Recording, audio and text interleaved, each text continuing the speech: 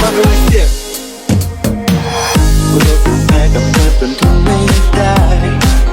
เมื่อเธอขอให้หนีจากกรุงเทพไปพี่เลือกมาจังหวัดนี้เพราะเห็นว่าอากาศดีกว่าที่ใด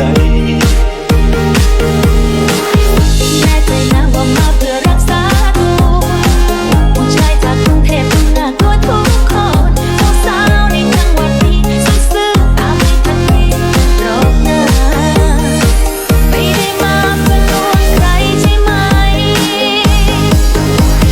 โดนวันละสุดมากมายที่สูดดมเข้าไปร่างกายก็เป็นภูมิแพ้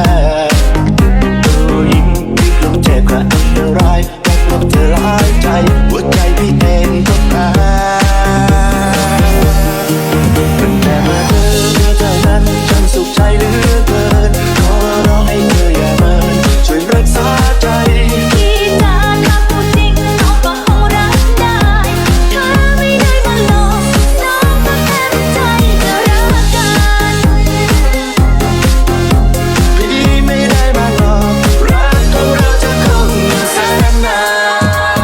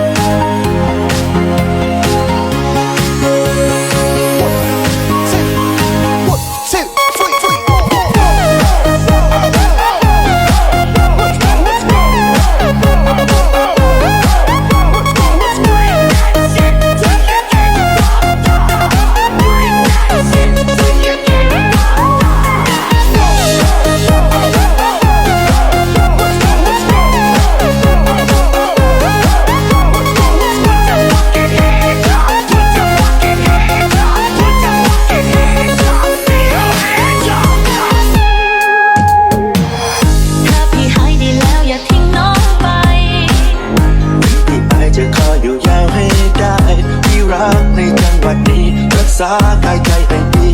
จนสมตาแล้วผู้หญิงที่กรุงเทพจะว่าไงเธอเหล่านั้นจิตใจสู้น้องไม่ได้เขาสวยกันจังที่จ๋าก็สัญญากันเราเลยไม่สนใจว่างามจริงๆต้องออกจากข้างในล้วนวันละสุดมากมายที่สูดดมเข้าไปร่างกายก็เป็นภูมิแพ้ผู้หญิงที่กลุ่มเจ็บกับอันตรายรักเธอหลายใจหัวใจพี่เองก็แพ้ตั้งแต่มาเธอนั้นฉันสุขใจเหลือเกินขอร้องให้เธออย่าเมินช่วยรักษาใจพี่จ๋าถ้าพูดจริงน้องก็คงรักได้ถ้าไม่ได้มาหลอกน้องก็แค่ใจจะรักกันพี่ไม่ได้มาหลอกรักของเราจะคงแสนนานโดนวันละฝุ่นมากมายที่สูดดมเข้าไปร่างกายก็เป็นภูมิแพ้ผู้หญิงที่กลุ่มเจ็บกับอันตรายรักเธอหลายใจหัวใจพี่เองก็แพ้